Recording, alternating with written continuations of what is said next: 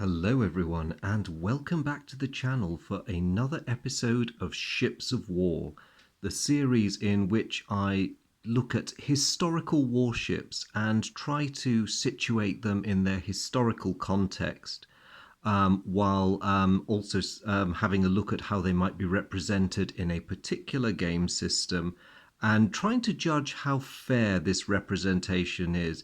As always, constantly on the trawl for the famous, the not so famous, or even the downright notorious. And today I'm going to be revisiting the very interesting The Kaiser's Pirates game designed by James Day. It's a card game focused on the German commerce raiders of the First World War. And the two that I'm going to compare are both light cruisers. On the left here, we have the famous German cruiser Emden, made a real name for herself in the first year of the war. She didn't last a year, but her stellar career her star rose and fell over the course of 1914. And I'm going to be comparing her with her nemesis, HMAS Sydney. Now, bit of a debate on whether it should be HMS or HMAS, and at the risk of upsetting loads of people, technically both are correct. When you look at Admiralty documents in London, they often refer to her as HMS. But of course, by this point, Australia was a dominion and perfectly entitled to refer to her ships as HMAS. So you do get a bit of both. I'll leave it up to your personal preference, and maybe to be on the safe side, I'll just say Sydney. Now, the reason I've chosen these two is, of course, they're both very similar warships. They're essentially of the same type. They are what we would call light cruisers. And they were designed for very similar roles, really. And of course, they had the, rather handily for my purposes, they actually fought each other in a climactic battle at the end of our story. But I'll try not to drop too many spoilers on that one for those who aren't familiar with the action involving Emden and Sydney. We'll get to that later. So, before I begin my analysis, just to remind you all of the geography of the ship cards in this game, I'm going to say straight off, I am making this video in response to a challenge. Those of you who saw my Rodney versus Bismarck video a few episodes ago now may remember that a friend had challenged me to see what comparisons I could draw from a very simplistic card game. So you might be amused to know the same friend, who will remain nameless,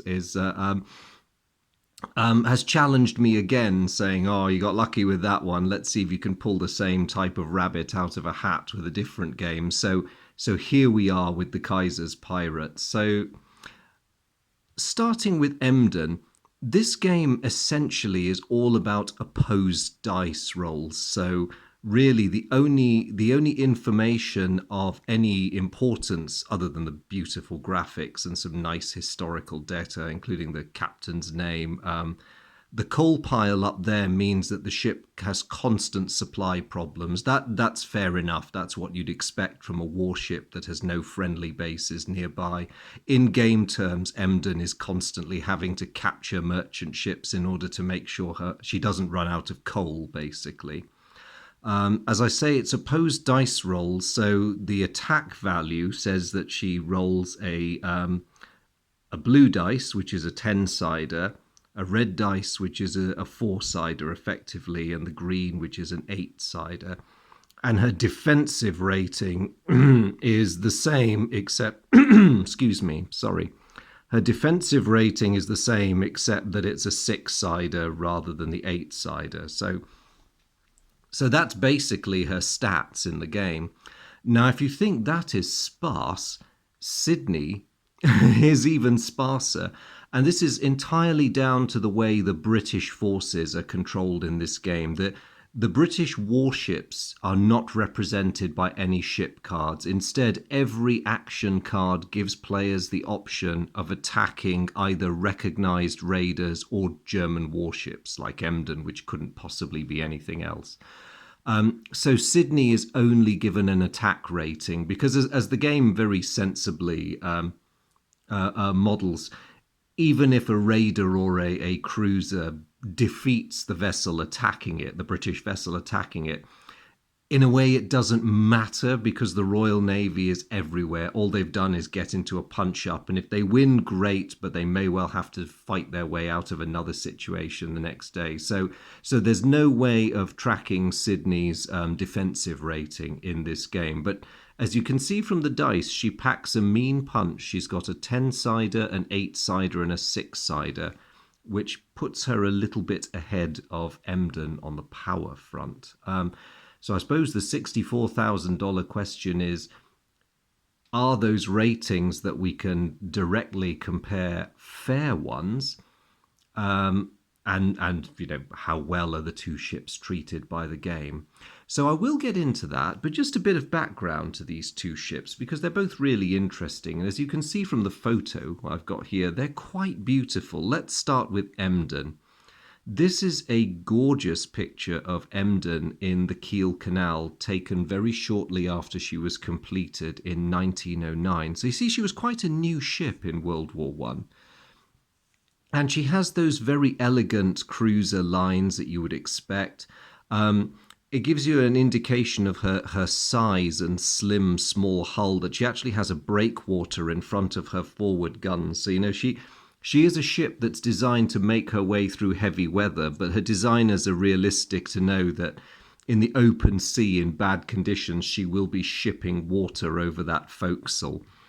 So she's a lovely looking ship. She has got the high freeboard, and she's got a very charming forecastle and poop deck. So, you know, she's clearly designed for foreign stations. She has a decent range.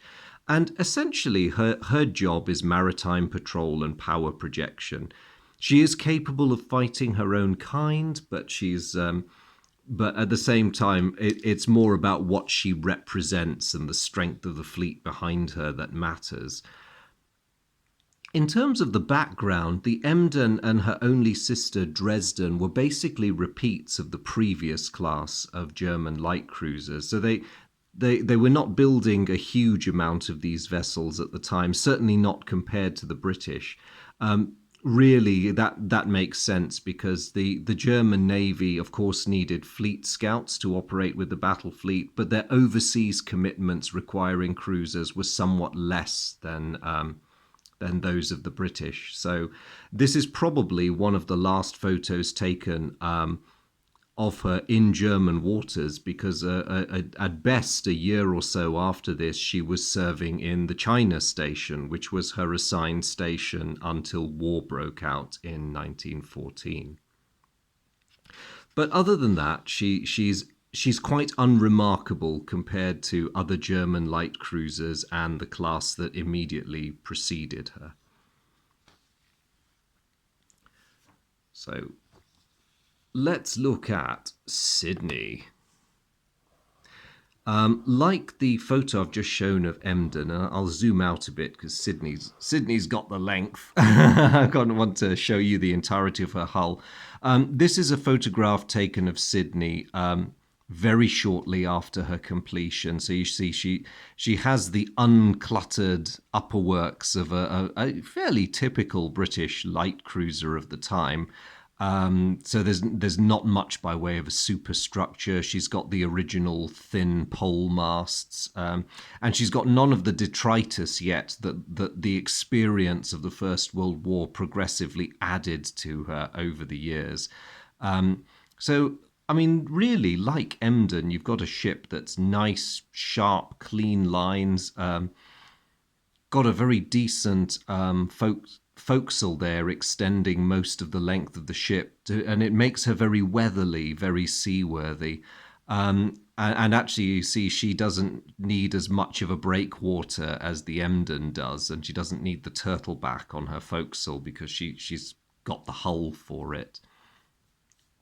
So I say a fairly typical example of British light cruiser design. I should qualify that because while Emden was very much a repeat of the preceding class of German light cruiser design, Sydney and the other members of the Chatham class to which she belonged represented a major improvement over the preceding British light cruisers. So she was actually a quantum leap forward, even though she wasn't a great deal bigger.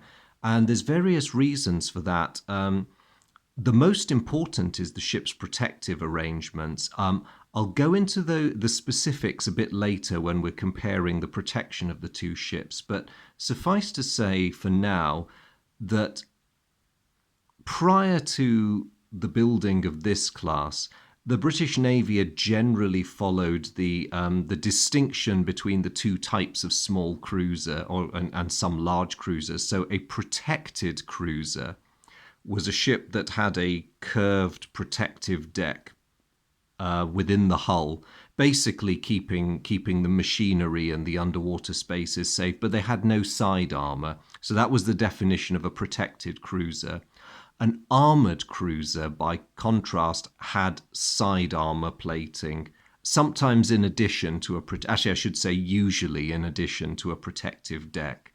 In the Chatham class, the two concepts were merged, and we'll see in a bit that Sydney actually had a very decent protective scheme for a vessel her size. She was, of course, very well armed as well for a vessel of this size. Again, I'll go into the specifics when we're comparing their hitting power.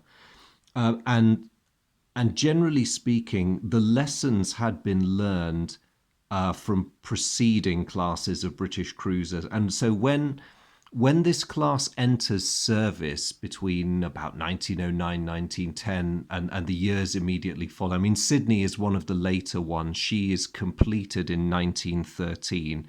So when the war starts, she is literally, you could almost smell the fresh paint. She is top of the range in terms of what the British are producing. So much for a bit of background to these two. I may come back to these photos in a bit, but just to go back to the specifics. So really, I'll start with the armament because that's a sensible thing to do because it's the only stat in the game that we can really compare. So on paper, it's actually a bit difficult to say who has the advantage because the Emden carried 10 4.1-inch guns, which Sydney answered with 8 6-inch.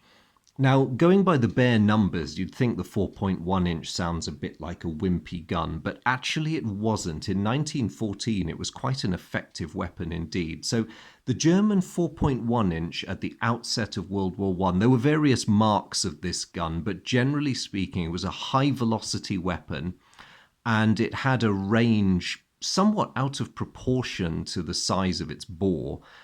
So the modern German 4.1-inch at the start of World War I could comfortably outrange older marks of British 4-inch and could equal the range of older patterns of British 6-inch guns. So this is actually quite a formidable weapon. It packs a punch.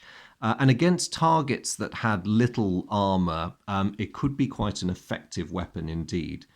Now, compared to this, the 6-inch guns that equipped the Chatham class and Sydney in particular, it was the new British Mark 12, and this was a lower velocity gun. The trade-off being that it was a lighter gun mounting. You could, it was a good 2 tons lighter than the immediately preceding gun mounting. And although it had lower muzzle velocity, this actually had benefits. It still had a very decent range of about 14,000 yards. So it could actually comfortably outrange a ship like the Emden. And the trade-off for the lower velocity was that your barrel life was increased.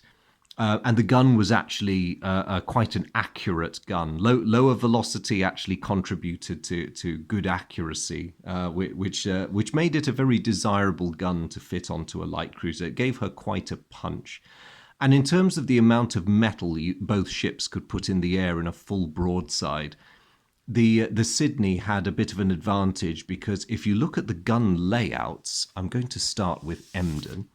And I'm going to call in my old friend Fred T. Jane, who was very kindly provided posterity with some accurate representations of these ships. If you look at the way Emden's armament is disposed, only half her guns can engage on a particular broadside. So, 5 4.1s at best in a straight fight.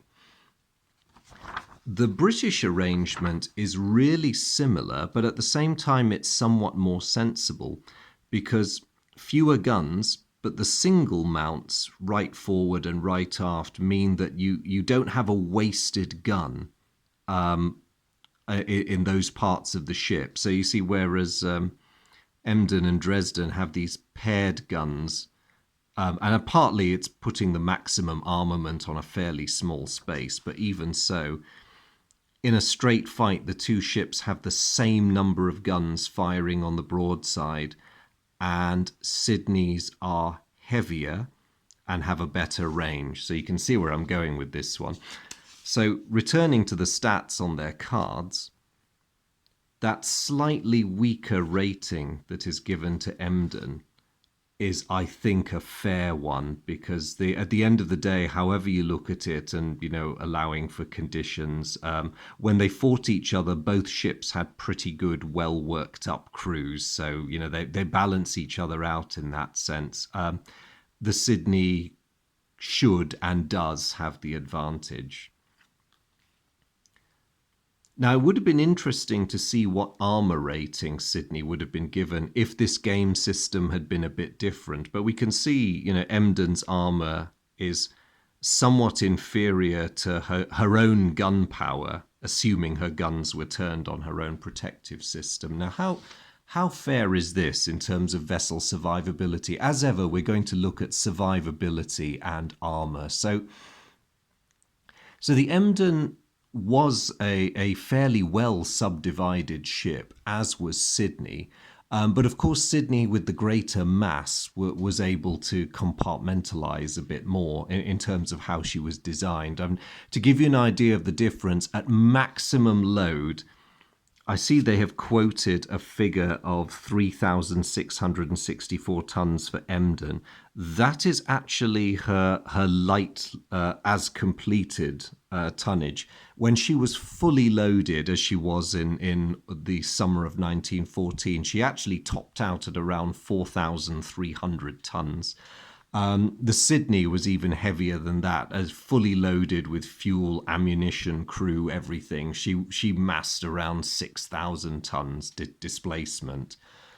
And it's not surprising when you consider their lengths. I mean, these are long, slim ships, but Emden is just over 386 feet in length at the waterline, whereas Sydney is 458 foot. So that's significantly longer. But as I say, being cruisers, they are slim ships. And when you look at their beam, Emden is 44 foot, heading towards 45 at her widest. But Sydney is only 49 foot. So, it's not, when you think of the length to beam ratio, she's not that much fatter than the German ship, really. And surprisingly so, given her additional length. But again, cruiser, long and thin. So Sydney was able to enjoy greater compartmentalization, which is reasonably well represented by Janes. Now, he's actually, yes, he has done it. As ever, when I bring Jane into the mix, I'm going to point out the health warning that this is not an accurate representation of the ship's watertight subdivision. That was Jane's method of recording a ship's survivability in shorthand. So Emden is rated a 14 for flotation in his wargaming system. And the Chatham class, quite rightly, are actually taken up to, use something, it's a bit of pointer than my thumb, 17. So significantly better flotation, which is fair. Now, the other element of the defensive rating, armor. So in both ships, the thickest armor was around the conning tower. Both of them had armored conning towers, and both of them, curiously enough, had 4 inches Krupp cemented armor. when it comes to the protective deck, and I'm going to stick to Emden for the moment, this varied. I'm just going to bring her picture back again. So this illustration might be a tiny bit misleading because it looks like she has some side armor built in. That's not actually side armor. What it is her curved protective deck, which has a sort of, I'll call it a citadel of sorts built into it, but it's really a sloped extension of the deck. And that bit there at the top is actually to cover the top of her triple expansion engines. And that was necessary. It's not a very efficient armouring scheme, but if they hadn't put that in there, the tops of the engine cylinders would have been poking above the level of the deck, so they had to protect it somehow. Now, that's a very nice looking protective deck, but it's quite a thin one. So relying on the fact that its curvature would probably deflect most shells on a flat trajectory, this deck varied in thickness from 3/4 of an inch to 1 3/4 of an inch. She did have well-protected gun shields with 2-inch armor. That was actually a bit thicker than the gun shields that Sydney had. So let's have a look at Sydney. If I can get the paper, come here. There we go.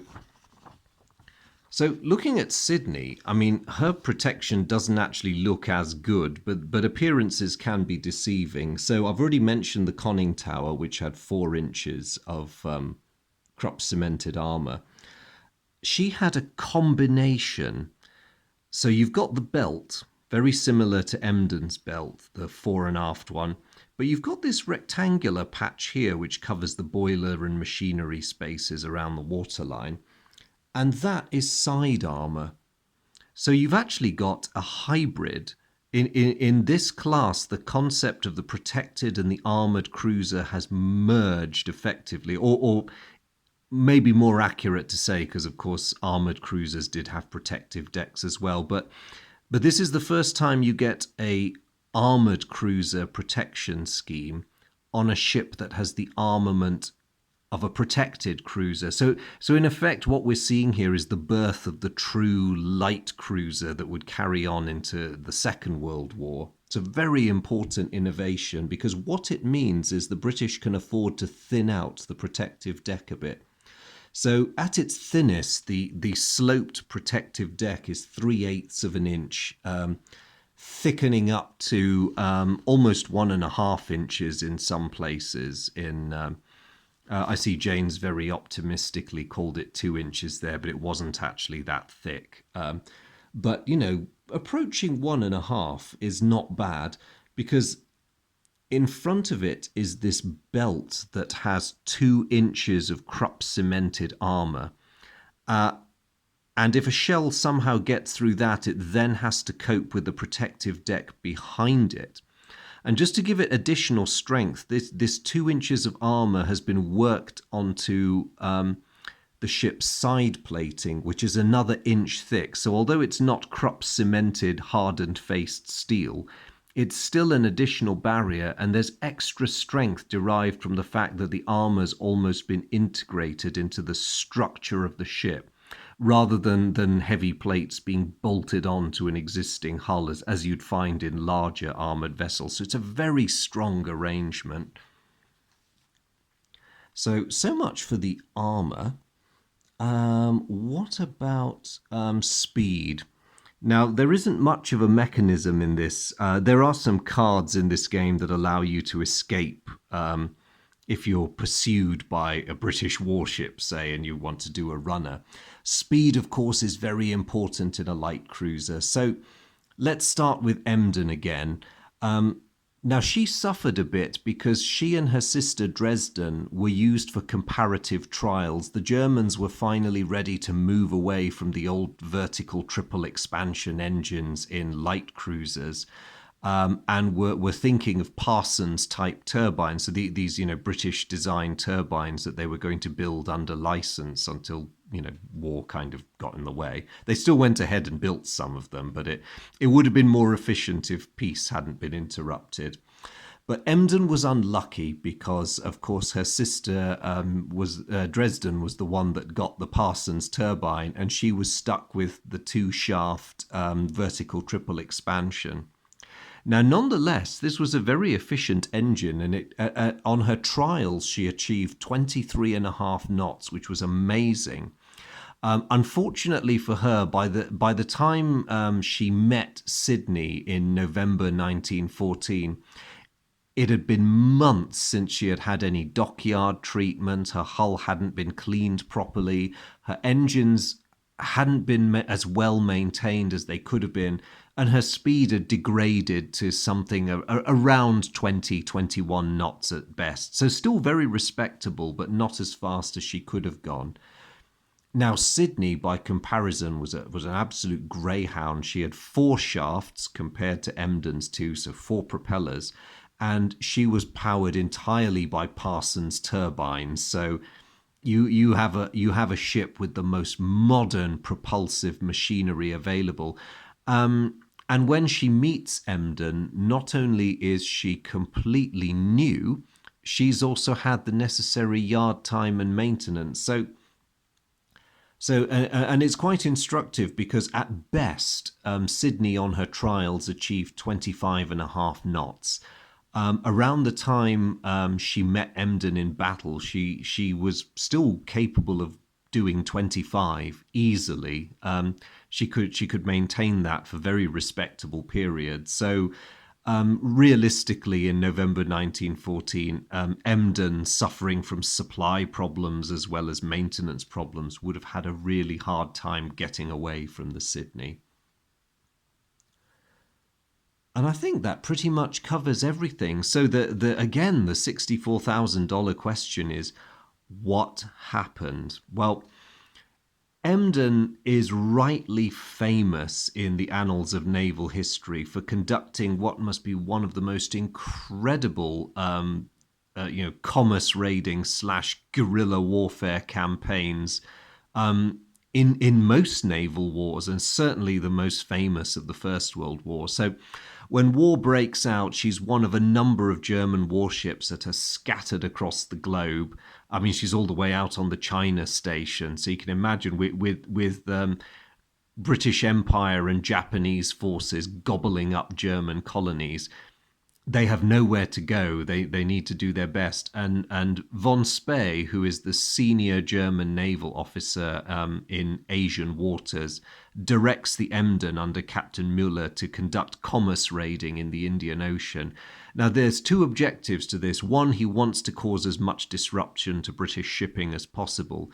But the other is he wants to distract the Royal Navy and buy time for his force to vanish into the wastes of the South Pacific. Now, on paper, Müller's job is suicidal. You know, you're Emden, you're one lonely light cruiser against whatever, enormous forces the Royal Navy has in the Indian Ocean. But he does his job incredibly well. And from August to November, he runs riot in the Indian Ocean, so much so that traffic is almost completely halted at some point. And to cap it all off, Müller this man deserves a movie. He really does. Müller is one of those old school officer gentlemen. He treats his enemies with the utmost courtesy and is a really likable figure because he combines this gentlemanly conduct of warfare with really almost unerring good sense. So he picks his battles, he knows when to be daring, he knows when to back off. My favourite episode from his many adventures is when he launches a surprise raid on the British port of Penang and surprises and sinks a Russian cruiser and a French destroyer. It's a remarkable achievement. And yet, again, that likeable chivalry, he takes the trouble to bury some of the French dead at sea with full military honours. Brilliant chap. Of course, sadly, he must have known in his heart of hearts that his mission was a doomed one, and so it proved. So Of course, the Royal Navy was looking for him. No effort was being spared, and additional warships were being deployed to guard important convoys. In fact, in HMAS Sydney, when she is out in Australian waters, she takes part in the securing of German colonies in the vicinity of New Guinea in September 1914. And in November 1914, she's escorting an Anzac convoy towards the Mediterranean when she receives word that Emden has attacked the Cocos Islands. Now, this is where Mueller makes the worst mistake of his wartime career. Rather than disappearing into the Indian Ocean, he decides to return to the Cocos Islands to hang around for a bit, and that's where Sydney catches him. There is a very, very brief gun battle. I mean, it's not that brief, but effectively it is very one-sided. So the design of Sydney and the Chatham class in general is perfectly vindicated. She does what a cruiser is supposed to do in this period: hunt down enemy raiders and basically put them out of action. And she does this. Emden's fire is good, but the range is great. Sydney fights a very sensible battle. She keeps the Emden at arm's length, relying on the superior range and power of her guns to do the damage. Emden's return fire, even when it does hit, doesn't make much of an impression on the Sydney. And so the end result is that poor old Emden is beached in a badly wrecked condition in the Cocos Islands, and her crew are forced to abandon ship. Her wreck remains in situ until the 1950s, would you believe, when a Japanese firm was contracted to remove it. But her story doesn't necessarily end there, because her crew, remarkably, some of the survivors managed to hijack a steamer, and they eventually make their way back to Germany via the Ottoman Empire. It deserves a video in its own right. As I say, Mueller and his men deserve a movie. I don't know why they haven't had one, or at least I don't know if they've had one. Certainly, I've not been able to find one. So they make it back. So that ends the short career of the beautiful, beautiful Emden, 1909 to 1914. This proud, gallant ship which fought a remarkable, if brief, war, goes under. Now, what about Sydney? What happens to her? Well, after this triumph, for which she and her crew get well-deserved praise for it, even though the British, being, they've come to admire Captain Mueller, and one British newspaper actually expressed regret that the adventures of the Emden, stirring that they are, have finally been brought to an end, even though it's a relief for the British that this annoyance has finally been stamped out. Sydney goes on to have a very successful war. She goes to the West Indies immediately after her fight with Emden. And by 1916, she's posted to the Grand Fleet in British waters, and she remains with it for most of the war. Now, in that time, she goes through a lot of changes because, of course, the war carries a lot of lessons that the Royal Navy has to adapt to. She's one of the cruisers that benefits from the fitting of an aircraft platform over the forecastle. The conning tower, in fact, the armoured con, is removed to save weight to allow this platform and a fighter to be placed on it. And she's also given a stronger foremast and mainmast, because so basically they're converted to tripods so that the foremast can be fitted for director-controlled firing, and she can have additional searchlights aft. By the end of the war, the aircraft platform is removed because the need for it has gone. But with her other improvements intact, the Sydney goes back to Australia to serve her time out in home waters, and she lasts all the way through the 1920s. Before she's finally decommissioned in 1928 and scrapped over 1929, 1930. If anyone's interested, if any of you are watching this from Australia and you happen to have not seen this yet, go to Sydney, because your HMAS Sydney's foremast is still preserved at Sydney as a memorial. So she's definitely lasted a lot longer than Emden has, or at least a piece of her. So, to sum up, how fair is the treatment of these two ships? Well, in the very little that I can say, because they really don't give you that much to go on in this game, but I think the representation of the armament is fair, and vis-a-vis the defensive rating versus Sydney's armament, I think Emden's been given a reasonably good deal there. So, I mean, that's pretty much all I can say, really. But overall, I think the game, the Kaiser's Pirates, has treated these two ships fairly. It's always fun in a game when they end up meeting up, because there's a certain, there's a nice historical ring to that. But so I'll close that one there on the adventures of these two remarkable ships. Thank you very much for watching and following the series. I really appreciate your interest and the time you've taken to watch these videos. Please feel free to comment if there's anything you'd like to add, or if you've any suggestions for any future episodes of Ships of War. I'd be delighted to do them if it's within my power to do so. But it really just remains to again thank you all for your company. It's always a pleasure, and I do hope you've enjoyed this video as much as I've enjoyed making it. Thank you very much, and until we next meet, do take care. Much appreciate you tuning in, guys. Bye.